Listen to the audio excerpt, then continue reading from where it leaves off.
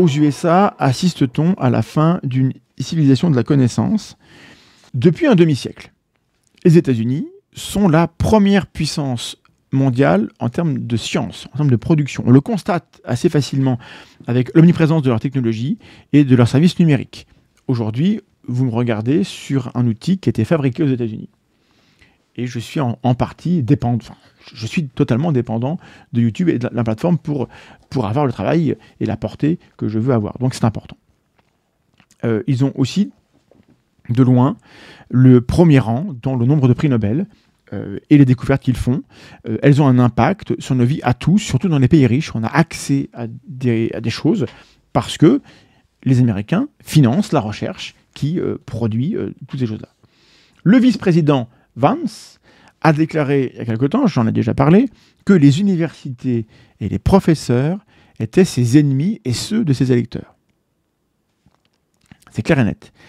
Et donc Trump est désormais en guerre contre les scientifiques, les chercheurs, les intellectuels. C'est une situation qui est inédite, elle est surréaliste et elle est assez épouvantable. Moi, ça me fait un peu peur. Parce que les conséquences, en plus, les pires conséquences seront sans doute celles qu'on ne verra pas.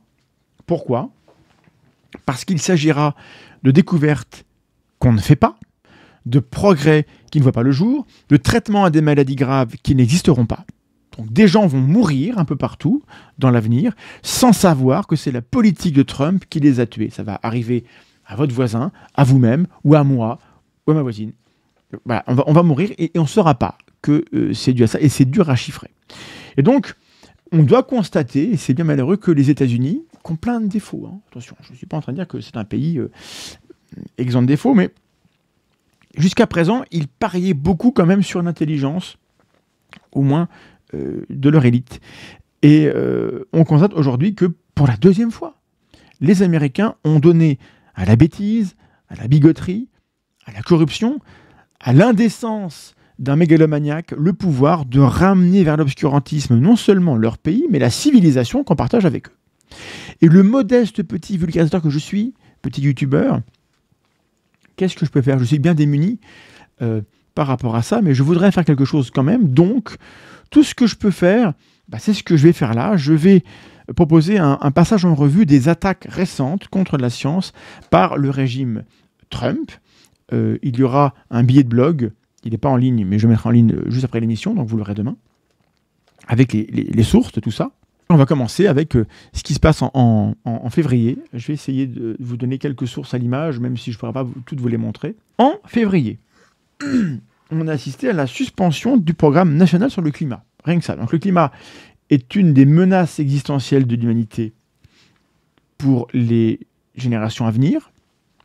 Ce n'est pas un petit problème, et on décide de suspendre. Donc l'agence concernée, c'est la NOAA, la National Oceanic and Atmospheric Administration, donc l'administration nationale océanique et atmosphérique. Gel immédiat des budgets liés au modèle climatique et à la surveillance de l'évolution des températures globales. Réduction de 27% des budgets, donc des centaines de licenciements. Les scientifiques ont reçu l'ordre d'interrompre leurs échanges internationaux. Voilà, on vous dit, vous restez chez vous et vous arrêtez de parler avec les autres. Les conséquences attendues à court terme, c'est une rupture de séries de données essentielles à la modélisation climatique, puis un affaiblissement des projections sur les risques climatiques extrêmes, et à long terme, un affaiblissement de la coopération internationale, notamment avec le GIEC, et la perte de confiance dans les données américaines. On ne pourra plus avoir aussi confiance dans les résultats qu'on a aujourd'hui. Et au niveau mondial, les pays en développement qui dépendent souvent des données américaines, il n'y a pas que, nous aussi on dépend des données américaines pour faire de la science, seront particulièrement affectés avec un risque accru de catastrophes non anticipées, comme les canicules, les ouragans ou les inondations. Vous avez toute une page Wikipédia qui s'intéresse aux décisions politiques de coupure de la NOAA. C'est en français. Wikipédia est un outil qu'on peut utiliser pour être sceptique par rapport à ce qui se passe dans le monde. On continue. En février également, on a eu un gel des financements de l'aide internationale avec des milliards de dollars, dont 268 millions alloués aux médias indépendants par l'United States Agency for International Development, donc l'USAID, Et ça inclut le soutien à la recherche et à la diffusion d'informations scientifiques dans plus de 30 pays. Donc c'est l'accès aux connaissances scientifiques qui est amputé, qui est impacté. Et ça pourrait avoir des impacts sur des générations de gens qui n'auront pas été acculturés aux connaissances scientifiques. On continue. 7 février, coupure budgétaire dans la recherche médicale, avec les budgets proposés par l'administration pour 2026 et une réduction de, tenez-vous bien, 18 milliards de dollars pour le NIH, donc les agences de santé aux États-Unis. C'est du jamais vu, ça n'a jamais eu lieu. Une baisse de 40%. Les coupes touchent tous les domaines, y compris la recherche sur le cancer, les maladies neurodégénératives, la santé des minorités, la santé reproductive et la recherche internationale. Conséquence, on aura un arrêt des arrêts de plein d'essais cliniques, des licenciements massifs et la suppression de centres entiers avec une perte de leadership mondial en recherche. Donc les Américains, qui sont la première puissance mondiale en sciences, sont en train de lâcher la rampe. Et si vous êtes anti-américain, peut-être que vous pensez que c'est une bonne idée, sauf qu'ils sont la locomotive du monde par rapport à ça. Et qui prendra le relais ? Je vais parler de la France à la fin de cette séquence. La France qui dit « Venez, welcome en Europe », mais sans donner les moyens et sans être vraiment cohérente. Bon, c'est du jamais vu. 14 février, licenciement dans un programme de surveillance épidémiologique. Des centaines de postes ont été supprimés au sein du NIH, de la NSF et d'autres agences, affectant la surveillance épidémiologique et la capacité de réponse aux crises sanitaires. Alors que le pays lui-même subit une épidémie avec des morts. Bon, pas de problème, en plus avec un ministre de la Santé qui est on peut le dire, ravagé. 17 février, censure et suppression de données climatiques. Plusieurs articles de recherche, de presse et des ONG signalent la suppression de sections entières sur le climat des sites officiels de la Maison-Blanche, de l'EPA, donc c'est l'Agence de protection de l'environnement, et du département de l'État, etc. Cette stratégie de censure et de réécriture des pages officielles sur le climat avait déjà été observée lors du premier mandat de Trump et elle s'est amplifiée en 2025. Conséquence, c'est une opacité accrue, une perte d'accès aux données pour les chercheurs eux-mêmes et pour le public, et une rupture de la coopération internationale. L'une des choses qui fait qu'on n'a pas la guerre dans le monde depuis 80 ans, dans nos pays depuis 80 ans, c'est le commerce, la libre circulation et le fait qu'on a des collaborations scientifiques qui font que nous dépendons les uns des autres. Cette interdépendance, ce n'est pas une faiblesse, ça nous garde en paix, ça nous garde en vie. Et c'est pour ça que c'est particulièrement grave de prendre ces décisions, et c'est pour ça que ça mérite qu'on prenne le temps de s'y intéresser. Fin février, on est toujours en février, interdiction de déplacement pour Catherine Calvin. On pourrait dire, on s'en fout qui est cette personne.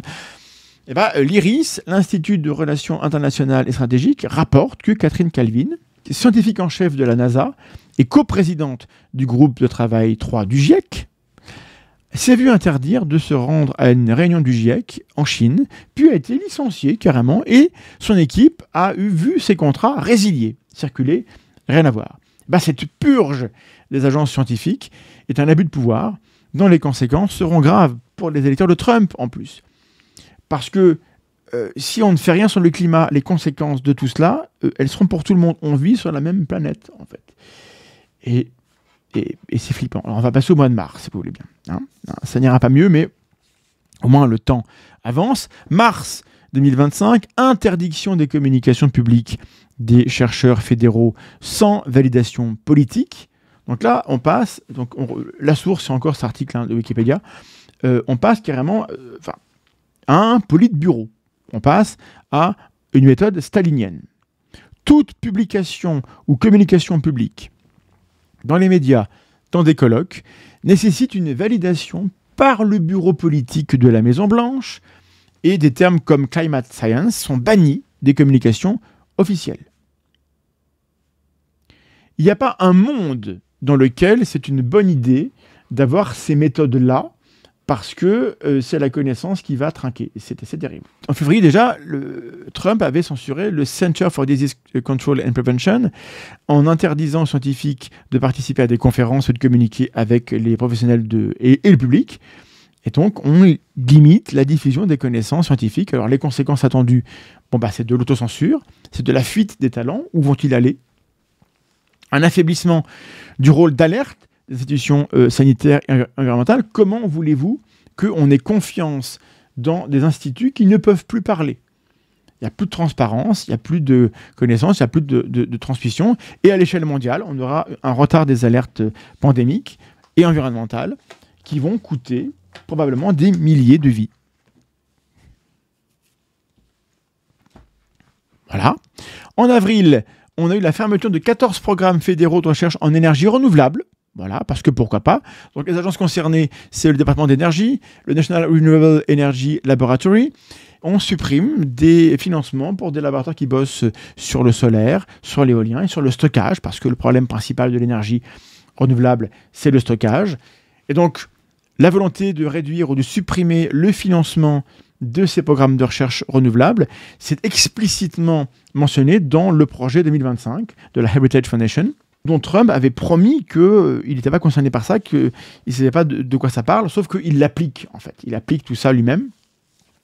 Alors, les conséquences, encore une fois, à court terme, des chercheurs licenciés, on arrête des projets pilotes, ensuite, on affaiblit la transition énergétique américaine, à long terme, il y aura des retards structurels dans l'innovation énergétique, et au niveau mondial, on aura une hausse de la demande mondiale en combustibles fossiles, puisque les États-Unis réduisent leur capacité à exporter des solutions vertes. On va ralentir les objectifs de l'accord de Paris, on va aggraver la crise climatique, qui, je le rappelle, est déjà une menace existentielle pour notre espèce. Donc, il est possible que ces décisions prises par un orang-outan orange à la Maison-Blanche soient les décisions qui feront, je ne sais pas combien de centaines de milliers de morts. Alors, la guerre, c'est grave, mais là, c'est pas beaucoup moins grave, en fait, d'avoir ces décisions derrière. Et encore une fois, ça sera invisible. On ne verra pas que les gens qui meurent à cause d'un tsunami ou à cause de la pollution des centrales à charbon sont des morts qu'on aurait pu éviter si on n'avait pas eu ces décisions-là. Alors, en mai, on a une réduction drastique. Est-ce que j'ai un lien à vous montrer? J'ai pas grand-chose. Réduction drastique du financement de la recherche en santé reproductive. C'est le grand truc de Trump qui déteste les recherches qui portent sur des questions liées à la santé des femmes, en particulier à la santé genrée. Donc, les agences concernées, ce sont les instituts nationaux de santé, les NIH, les départements de la santé et les services sociaux, avec un arrêt du financement d'initiatives pour la santé des femmes, qui est la plus grande étude sur la santé féminine aux États-Unis, un gel de 27,5 millions de dollars de subventions du programme Title X, qui affecte les services de planification familiale, de contraception et de dépistage des IST pour les populations à faible revenu. Signature de l'ordre exécutif 14 182, j'ai ça sous les yeux, qui réaffirme l'interdiction de l'utilisation de fonds fédéraux pour les avortements électifs, donc sans indication médicale, et annulant les mesures précédentes visant à élargir l'accès aux soins reproductifs. Les conséquences vont être graves, alors essentiellement sur le sol américain, mais j'en parle parce que ça donne des idées ailleurs et en Europe. Donc on va voir un arrêt immédiat et de nombreux projets de recherche en santé reproductive, des licenciements de chercheurs, fermeture de centres de recherche régionaux, à moyen terme une réduction significative de l'accès aux services de santé reproductive pour les populations vulnérables, augmentation des grossesses non désirées et des complications liées à la grossesse, à long terme un affaiblissement de l'expertise nationale en santé reproductive, une augmentation des inégalités en santé, un impact négatif sur la santé publique des femmes et des minorités, et au niveau mondial, une réduction du soutien américain aux programmes internationaux de santé reproductive affectant les efforts mondiaux en matière de planification familiale, de prévention des IST et de réduction de la mortalité maternelle, notamment dans les pays en voie de développement. En mai 2025, le New York Times révèle que l'administration Trump a annulé 806 millions de dollars de subventions des NIH consacrées à la santé des minorités sexuelles. Parmi les projets abandonnés, une étude à 41 millions de dollars sur la prévention du VIH chez les jeunes. 20% des nouvelles infections aux États-Unis. Des recherches sur les cancers et les maladies cardiovasculaires qui touchent disproportionnellement les LGBTQ+, et les travaux sur la santé maternelle des femmes lesbiennes ou bisexuelles. Ces gens-là ne méritent pas qu'on travaille à leur santé. Les NIH justifient ces annulations en invoquant un réalignement des priorités et critiquent les catégories artificielles comme l'identité de genre ou les objectifs d'équité. Voilà. Des chercheurs comme Simon Rosser du Minnesota dénoncent une bigoterie scientifique créant une hiérarchie entre patients. Résultat, des laboratoires ferment, les essais cliniques sont interrompus et de jeunes scientifiques quittent le domaine.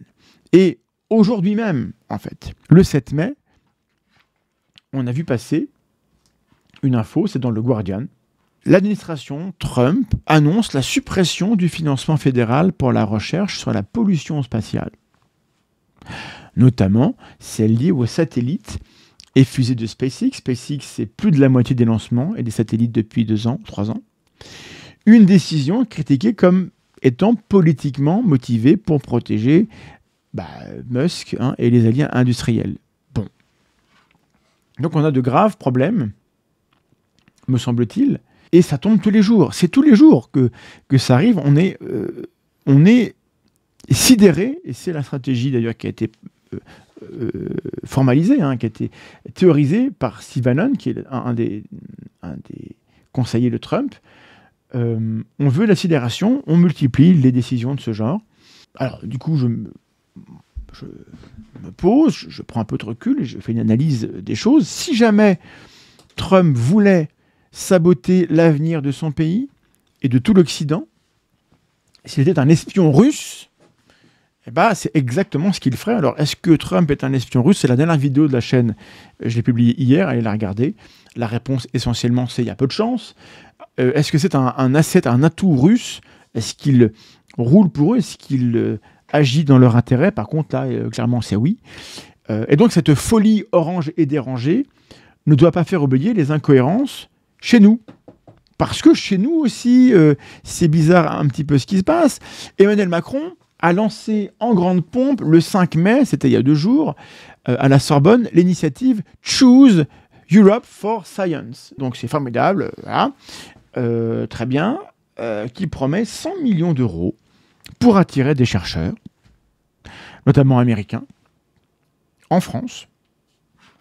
Je vois ici qu'il y a 500 millions d'euros au niveau de l'Europe, très bien.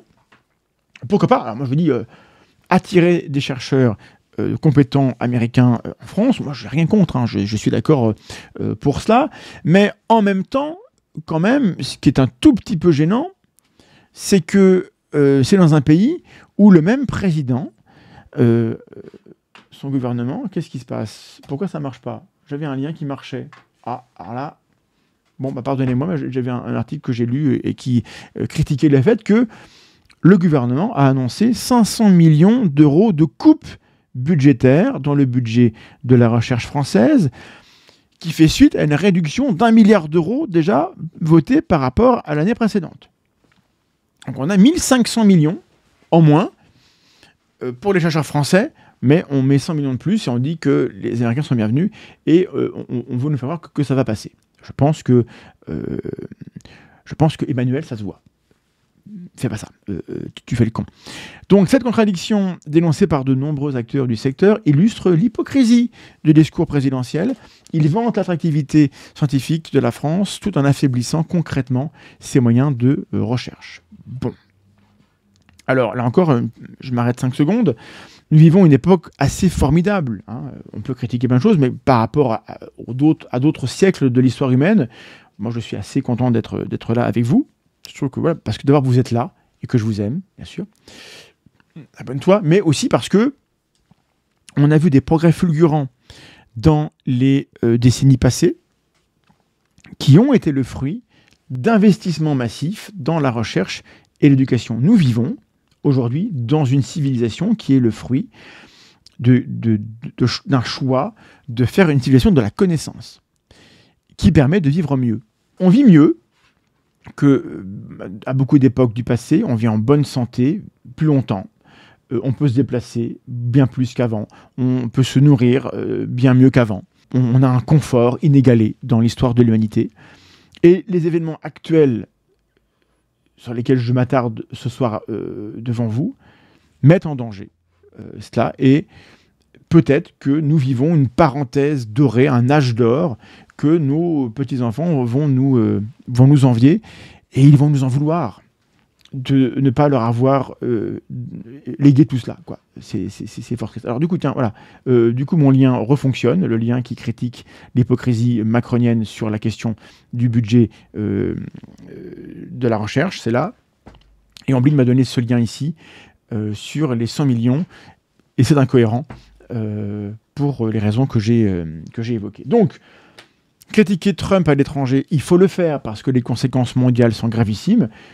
Ça ne doit pas nous empêcher de regarder un peu ce qui se passe et de voir que chez nous, on n'a pas des décisions aussi folles, parce que sinon il faudrait qu'on soit vent debout contre, mais quand même, la cohérence, c'est pas ce qui étouffe vraiment nos dirigeants à l'heure actuelle.